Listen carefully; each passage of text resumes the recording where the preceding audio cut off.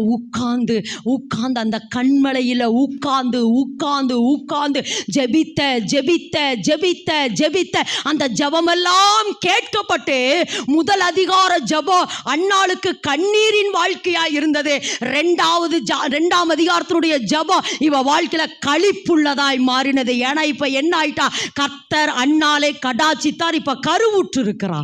எப்படி இருக்கிறா? இவ கருவுற்று இருக்கிறா. அப்ப கர்த்தர் இன்னைக்கு இதை எதை எப்படி சொல்றார் அப்படின்னா, அவரே எனது கண்மலை, தேவனை போல கண்மலை ஒருவரும் இல்லை.